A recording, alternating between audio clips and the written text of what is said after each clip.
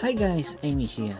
So, whenever I see a picture or a video of a toy made of golden plastic, I see people commenting, trembling in terror, "Oh, golden plastic, oh, it will break, oh."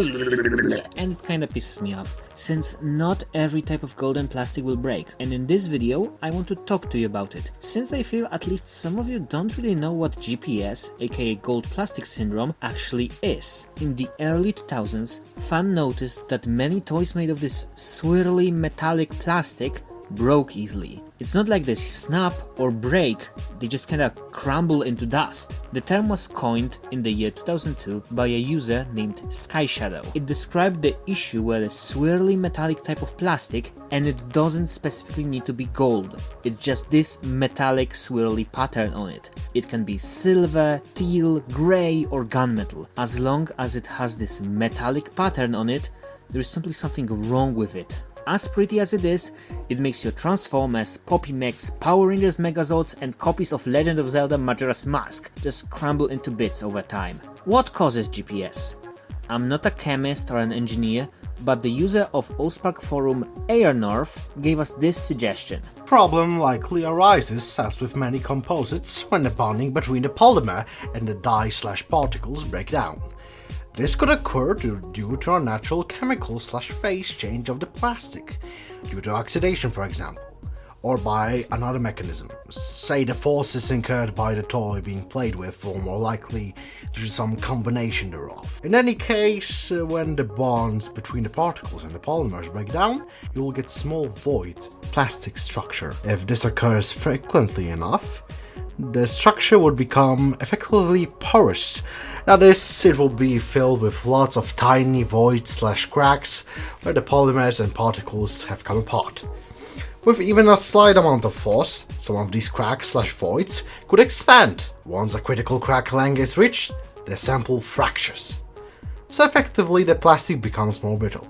And this would also explain it crumbling, as well as crack. In short, it means that when plastic, little glitter bits and paint combine, not everything mixes well, which causes places where plastic doesn't solidify. A bit of air gets in, and that makes a weak point in the structure. The best way to avoid your toys succumbing to it is sadly nothing.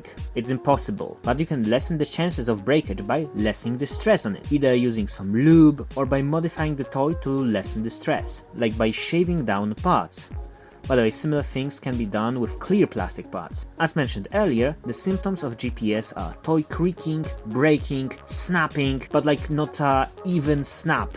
They unevenly crack like a fissure in the earth. There are videos of people on the internet just crushing a GPS toy with their bare hands, and I don't know their full medical history, but they don't seem like some hulking strongmen. The toys just kind of snap like a chip, leaving crumbles of metallic glitter. Of course, like with everything, there are some misconceptions. Not every type of golden plastic will suffer GPS. The only toys that will suffer from it are those using this specific metallic swirly type from around late 80s to early 2000s, with some minor exceptions seen after that. The newest example of a toy suffering from GPS in the Transformers brand is the United Warriors Motormasters. Many earlier releases on the Stuntron set have issues where Motormasters just kinda die, splitting in half near the gunmetal tummy. For a GPS part to break, it needs to be thin and fragile enough. Of course, that doesn't mean that every toy from that era will break.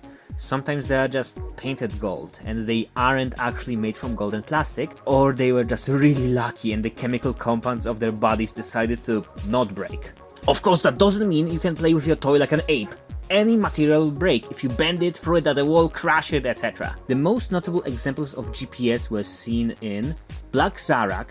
This version of Scorponok may be possessed by Satan and has evil powers, but that doesn't stop his feet from crumbling under his own weight. The same is with his many accessories and the little partner Black Yorichi. Monster Pretender Bristleback, as well as many other combiners, it makes sense that a toy designed to form a load-bearing part will break due to the added weight. Of course, there are also many tabs, pins, pegs, etc. But why I'm specifically mentioning Bristleback? Well, if you read his bio, it mentions that Bristleback hates Earth's atmosphere. Due to the oxygen in it, his armor rusts easily, and becomes brittle, giving him the source of his name. That's why he normally prefers to sit in his pretender shell for protection. I'm not sure if it's a coincidence or if Koji Ono or Masakatsu Saito knew the dramatic irony that would come out of that. Most of the Skyquake's backpack turbines are built over struts of golden plastic, so if moved to match, he just kinda snaps in half. G2, Electro and Slingshot are just... look at them, this looks like a sick joke. Like really, whose idea was to make Slingshot gold? G2 Superior doesn't use any gold parts except for Slingshot. Beast Wars Grimlock and Transmetal Megatron just love losing their legs, and Optimal Optimus, well, when transforming him, remember to unlatch his backpack whenever you transform that part, since I learned that fact the hard way. Thank God for Tamiya Plastic Cement. This video isn't sponsored. Beast Wars Neo Randy has a spring mechanism, which means that a 1-2 aggressive move, and BAM! Re-2001 Air Attack Optimal Optimus suffers from golden gears inside of his mechanism. This large, pricey electronic toy can just one day break and decide not to work anymore. Combiner cable for Universe 2003 Micromaster Combiner Superior turns into dust easily, like when I transported mine from TF Nation, which was a gift from Zizlon by the way. I wrapped him like 3 layers of bubble wrap and a box, just to be sure he will get to my home safely. Cybertron Repugnus's dinosaur head is made entirely out of gold and plastic, that's just painted black and red. His weapon is a little mace that is held on a tab to be put into his arms. It needs to be pushed in and BAM! That's just an issue waiting to happen.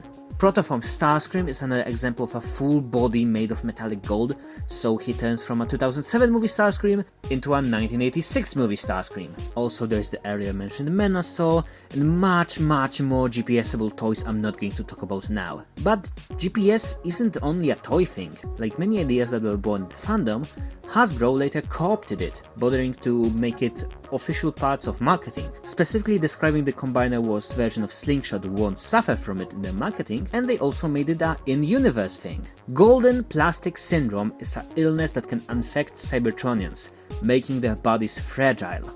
It was mentioned in the Allspark Almanac as being an illness of the past, even since Red Alert developed a cure for it. The bio for Botcon G2 Ratchet describes that ever since First Aid contracted GPS, he couldn't form Defensor, meaning Ratchet had to replace him. Ask Vector Primes also showed us a world called Primax 185.0 Beta. In this universe, Autobots start a program called Secret Transformers Autobot Rescue Squad, aka STARS. STARS was an underground organization of humans that helped Cybertronians. It was basically a subscription campaign where kids sent out a bit of money to Hasbro, and in return they got lots of little gadgets. Maybe in the future I'll make a separate video about it. But going back to the story, Decepticons wanted their versions of STARS, so they started distributing Deceptopacks. What seemed like little toy backpacks actually hypnotized their wearers, turning them into mindless Decepticon slaves. Now equipped with Iron Man-like power armors, they were supposed to help Decepticons win the war.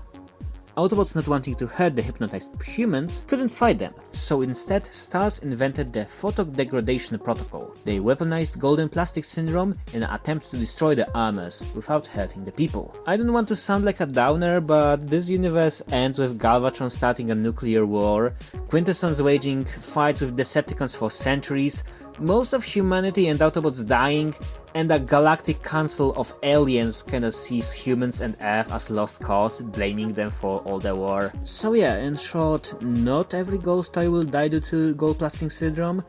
Don't throw your toys at a wall like an ape. Before making random comments on the internet, think and do your research. And finally, beg Hasbro for new toys for blokes like Electro Skyquake. Like please, I need a new Electro Skyquake, please.